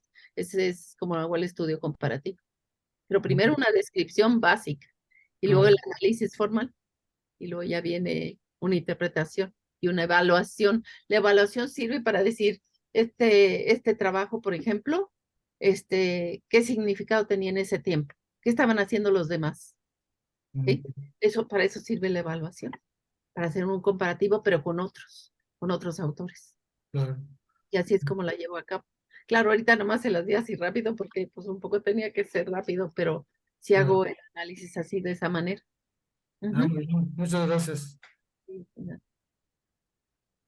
Gracias, doctor, por su pregunta. ¿Alguien más que quiera comentar algo, participar, aclarar dudas sobre el PAPID o sobre las investigaciones de la doctora Elizabeth? Sí, adelante, maestro Jorge. Fanubi. No. Sí, ¿qué tal? Saludos, saludos a todos. Muchas gracias por Hola, Fanubi. compartir, ¿no? Por compartir las sesiones. Doctora, un gran abrazo.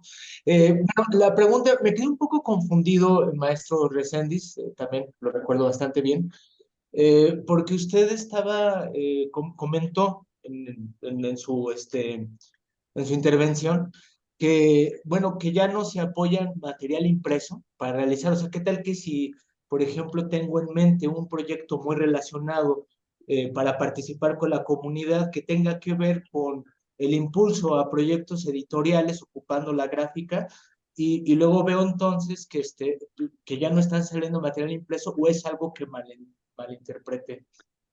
Bueno, el doctor Jaime Reséndiz fue mi maestro, querido Fanubi. Yo soy Jaime Cortés, digo, siempre había esa dualidad allá en la facultad, pero bueno, él ya no está con nosotros, aquí sigo yo. Este, sí, mira, Fanubi, lo que sucede es lo siguiente, em, y eso, pues ahora nos lo podrá precisar la doctora Elizabeth Fuentes, ¿no? Acerca del costo que incluyó su última publicación, producto de ese papit. Pero efectivamente, los costos para poder publicar un libro impreso son muy altos, sobre todo en un libro que está hecho a todo color, en papel cuché, encuadernado en pasta dura, con una sobrecubierta, es decir, todas esas características que tuvo esa obra.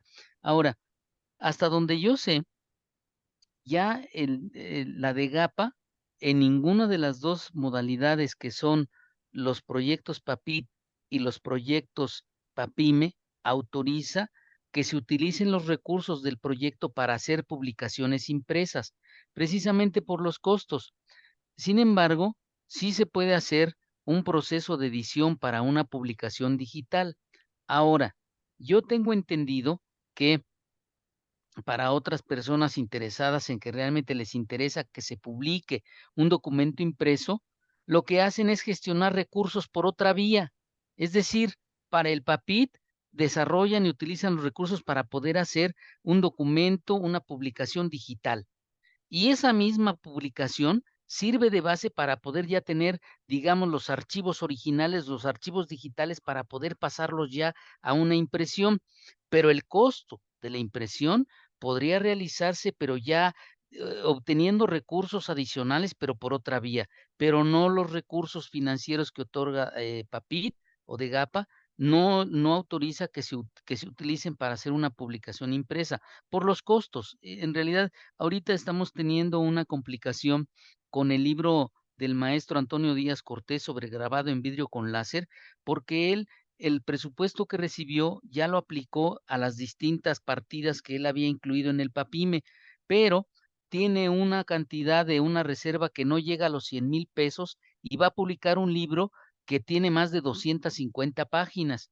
Evidentemente, ahí se está luchando para poder ver cuáles páginas van a poder ser a color y si lo que va a ser a color se puede ir al final para que no tenga complicaciones a la hora de estructurar la compaginación del libro. En fin, y pues él está, de hecho, inclusive el maestro Antonio Díaz me ha comentado que él va a aportar una cantidad, no sé de qué tanto, para que realmente pueda publicarse el libro. Entonces, pero esto ya digamos es porque el proyecto que él está siguiendo, que es un PAPIME, ya tiene también varios años antes de la pandemia. Lo que sucede es que con el problema de la pandemia todo se trastornó, se interrumpieron los procesos y ya por eso ahorita tuvo una ampliación para poder terminar eso. Pero ya no, en este momento, la DEGAPA no autoriza que se usen los recursos para publicaciones impresas. Esa es la situación, estimado Fanubi. Ujú. Pero sí se puede, o sea, si tú buscas recursos por otro lado, pues tú imprimes el libro, ¿no? La cosa es que está, pues sí, es a veces difícil, ¿no? Encontrar un patrocinador. Bueno, muchas gracias. Creo que más bien le daré chance, o más bien le queda chance a más preguntas. Y una disculpa, maestro Jaime Cortés, por Ujú, la confusión de todos los nombres, pero de repente en un ujú, maremoto de nombres de académicos pasa claro, esto. Lo recuerdo como colega de difusión. sí, seguro, sin duda. Gran maestro, el doctor Jaime Reséndiz.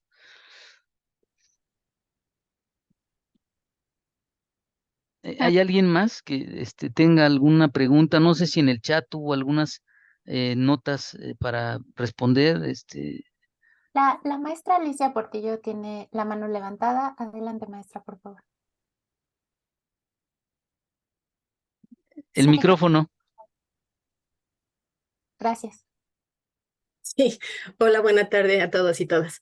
Hola, Me queda muy Alicia. claro, maestro Jaime, lo que acaba de explicar, pero creo que el maestro Fanubi se refería a que la meta más bien, el tema de publicación es la investigación y la impresión en sí misma, Mm, porque yo estoy en un caso parecido al de él, o sea, no queremos como meta publicar un libro con los resultados, sino que el objeto de investigación es la impresión y la edición y quizás artesanal o quizás independiente o en alguna variante de las muchas que hay paralelas a la edición comercial. Ese es nuestro objeto de investigación. Y en ese sentido, creo, maestro Fanubi, pues justo ujú, siguiendo la reglamentación, los puntos que nos acaba de comentar el maestro Jaime, pues no tendría por qué haber impedimento para la claro. publicación, que se Ujú, estarían solicitando recursos para hacer las prácticas adecuadas y tal vez los compromisos finales tendrían que ser, no sé, una edición artesanal, una edición ujú, experimental, una edición de fanzine, una, dos, tres, no sé, dependiendo de lo que se quiera hacer en X o Z tiempo, características, etcétera. Entonces creo que sí habría que diferenciar nada más de que lo que acaba de explicar el maestro Jaime Cortés es el libro editado como resultado final, diferenciarlo ujú. de la edición impresa como objeto de investigación. Ya. Sí, Solo ese era mi comentario. es muy pertinente, maestra Alicia Portillo, la intervención, porque efectivamente me quedaba esa duda, ¿no? Si de lo que se trata es de investigar el proceso de producción y edición de un libro alternativo, pues sin duda el proyecto hay que diseñarlo con esas características e indicar que uno de los productos o varios de los productos van a ser estos libros de una factura, pues no sé si llamarlo artesanal sea lo correcto, sino que forma parte pues del propio proceso. El objeto libro es el motivo de la investigación y por tanto, pues ese va a ser el resultado. Y en ese sentido, pues no habrá ningún problema, ¿no? Porque evidentemente, pues sí, hay distintas estrategias y técnicas y materiales para poder producir ese tipo de producciones, ¿no? Ese tipo de libros. Y ahí no habría ningún problema, ¿no? Ujú, sí.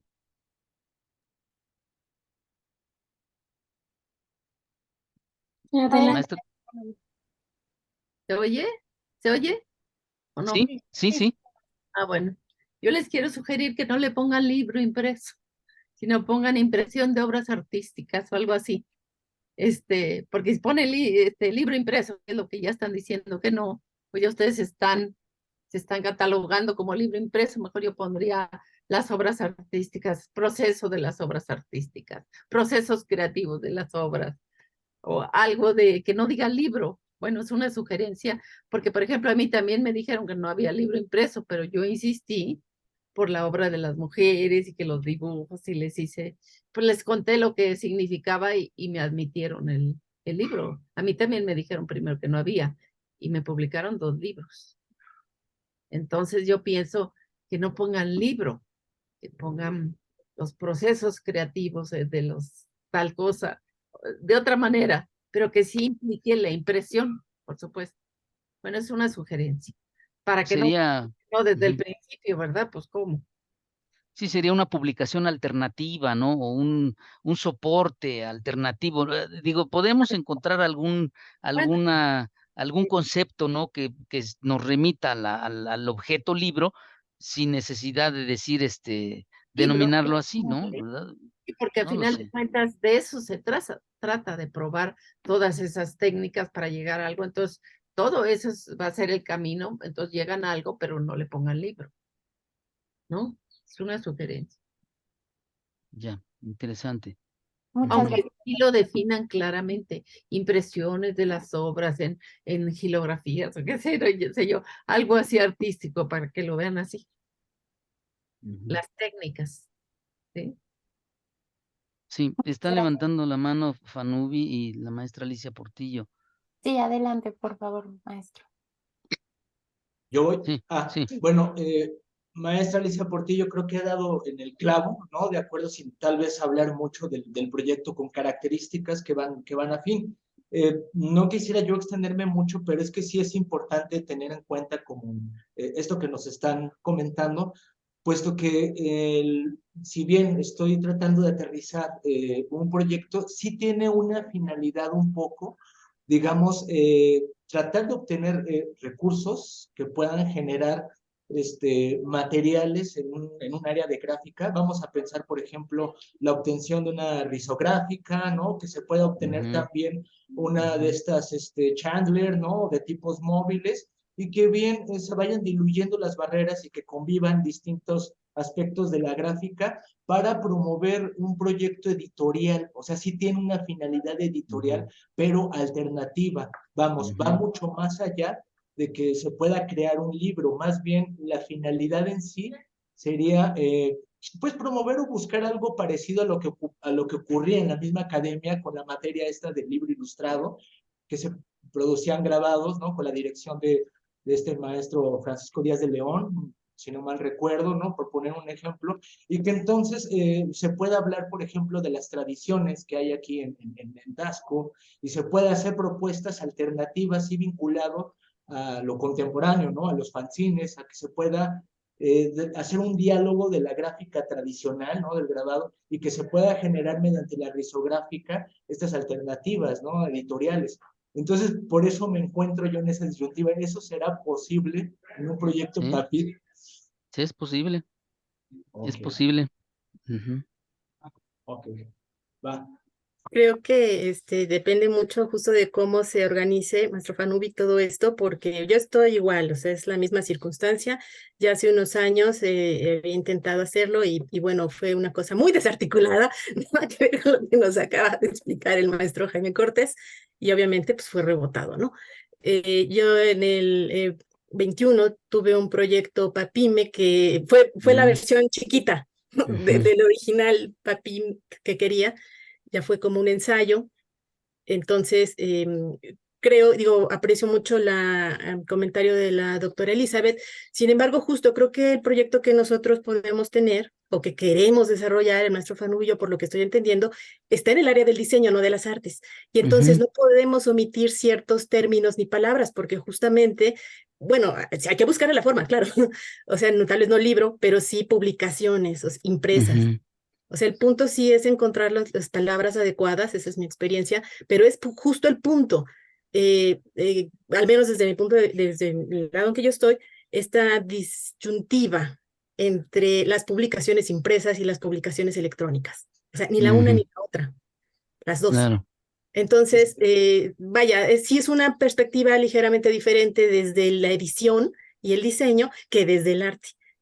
No se opone, pero pues hay que definir esas direcciones. A mí me parece que es un proyecto ideal que habla de arte y diseño, por ejemplo, ¿no? Que integra arte y diseño como tal. Puede ser. Bueno.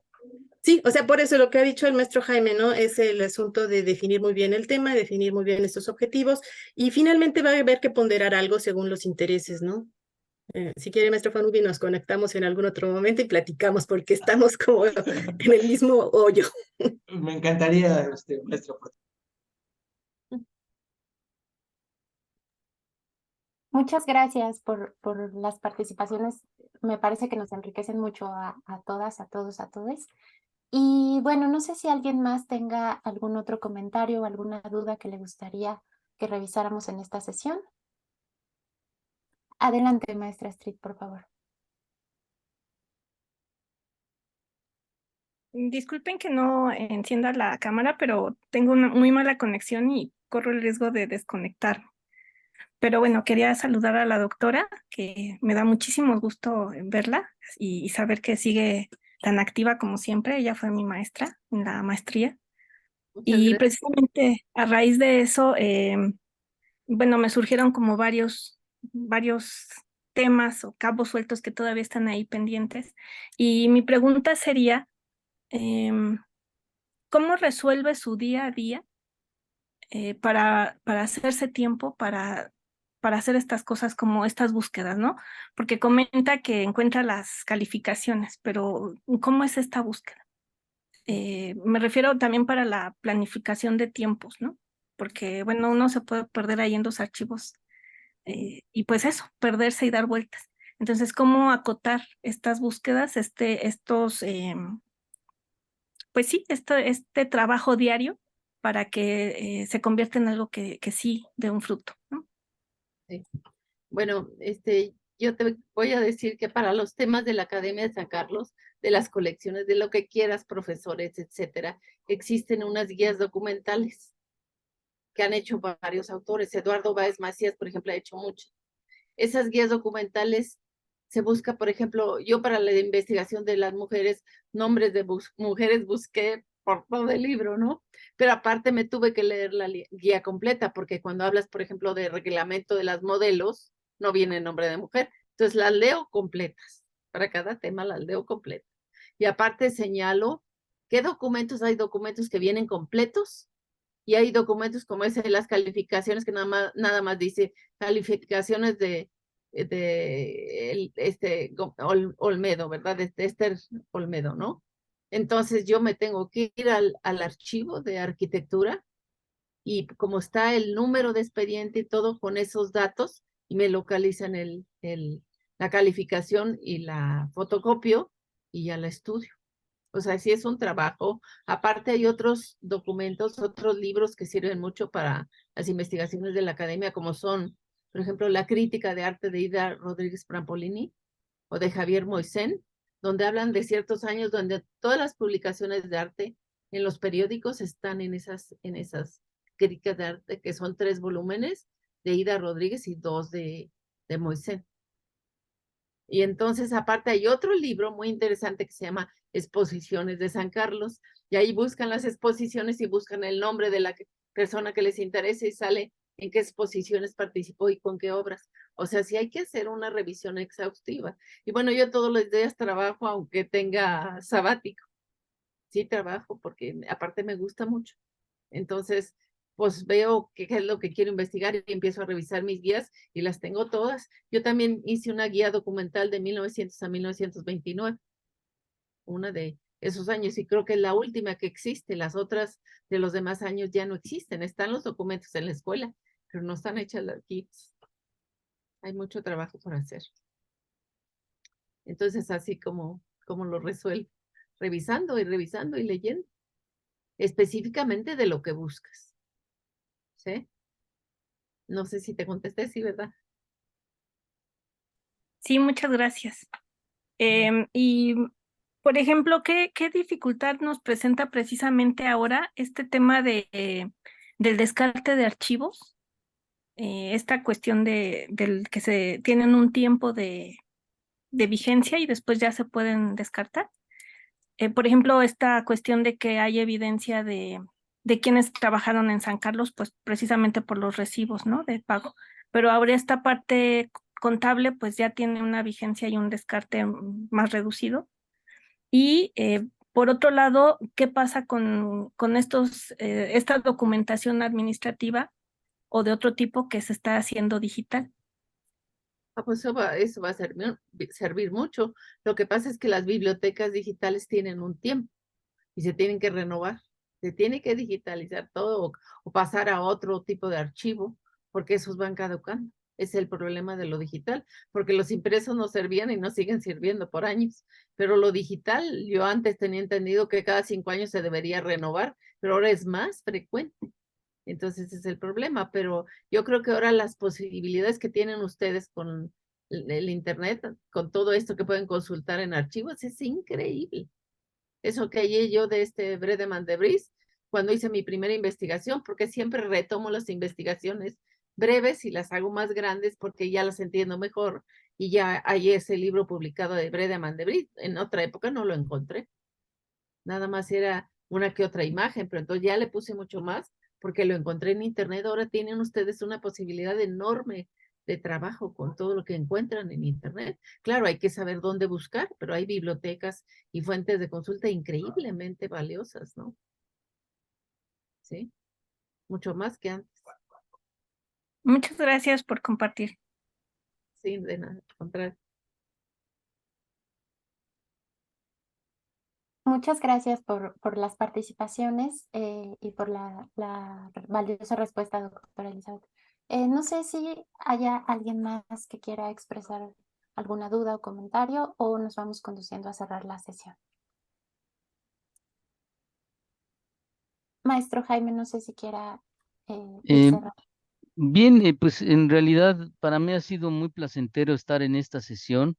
Me da mucho gusto poder escuchar las recomendaciones y las sugerencias y su experiencia de trabajo en investigación de la doctora Elizabeth Fuentes, porque realmente nos ha revelado un método de trabajo. En realidad no es fácil que a alguien le digan, ¿sabes cómo le hago? Yo le hago así. Digo, yo te digo lo que sé hacer, tú descubre tu propio camino, pero finalmente cuando le dicen a uno de qué manera pueden hacerse las cosas, sobre todo en investigación, pues les están apoyando muchísimo. Yo agradezco mucho, doctora Elizabeth Fuentes, tu participación y bueno, que nos hayas revelado el sistema de trabajo y cómo va engrandeciéndose una investigación pequeña para hacerla más profunda, más amplia. Hay una riqueza, ¿no? En ese sistema que finalmente en la mañana se preguntaba, bueno, alguien decía, pues es que lo que estamos viendo y los ejemplos que nos han mostrado son ejemplos de investigación documental o de investigación que tiene otro trasfondo. Pero ¿qué sucede con los trabajos que tienen que ver con la producción de los artistas? ¿Cómo podemos documentar o cómo podemos revelar los procesos que se siguen, puesto que al final los resultados son objetos de arte, son recursos, pues no sé, algunos procedimientos, algunos resultados, algunas modificaciones, transformaciones, en fin.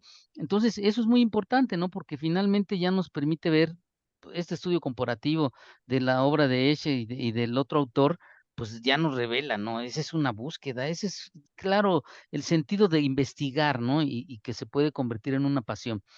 Agradezco mucho a todos los asistentes, también, pues, que nos hayan acompañado, que nos estén siguiendo, y lo único que me resta decir es, reconocerles su participación y, pues, estimularlos para que podamos reunirnos y empezar a diseñar proyectos de investigación.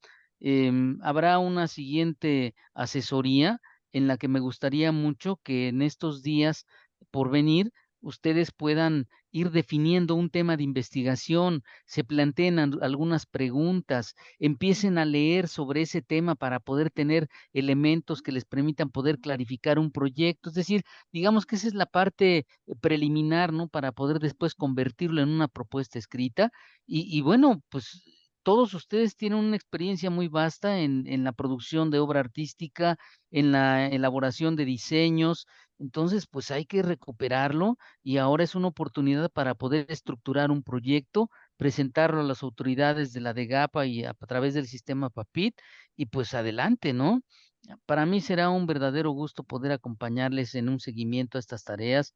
Espero que podamos ser, si en esta ocasión en la convocatoria 2023 no pudimos obtener algún proyecto aprobado, pues bueno, pues que tengamos unos 3 o 5 proyectos, sería maravilloso para el 2024. Entonces, estamos a tiempo de trabajarlo, de empezar a construirlo, y sin duda verán que vamos a tener propuestas muy valiosas. Les agradezco mucho a todos los presentes. Muchas gracias, doctora Cristian Chávez y maestra Raquel. Les agradezco mucho. Buenas tardes. Gracias, al contrario, le agradecemos profundamente a la doctora Elizabeth Fuentes su presencia y, como lo mencioné, su generosidad para compartirnos estos métodos tan valiosos en la investigación y que de pronto, pues bueno, cuando nos sentimos perdidos pueden ser de mucha ayuda, principalmente porque creo que nos mostró cómo puede hacerse una innovación en estas investigaciones, ¿no? Entonces le agradecemos muchísimo su presencia y también, bueno, agradecerle al maestro Jaime Cortés, que dirigió esta plática informativa de PAPIT, y también a la maestra Raquel García, que colabora también junto conmigo en el Centro de Investigación y Producción. Como les hemos comentado, estamos conformando más bien un equipo de trabajo para poder llevar todos los proyectos de investigación. Entonces, cualquier duda, comentario, le pueden escribir al maestro Jaime Cortés al correo proyectos.investigación@fad.unam.mx. Y bueno, también les invitamos nuevamente a que vuelvan a registrar sus grupos de investigación, los seminarios de investigación. Es importante que retomemos pues la vida colegiada, los diálogos, todos estos encuentros. Entonces les invitamos a también seguir estas actividades. Cualquier duda, comentario, seguimos a sus órdenes. La maestra Raquel García y una servidora, Cristian Chávez. Un placer verles, saludarles en esta tarde. Muchas gracias por su presencia. Muchas gracias. Hasta pronto. Hasta luego. Adiós, Elizabeth. Gracias, hasta luego. Hasta luego.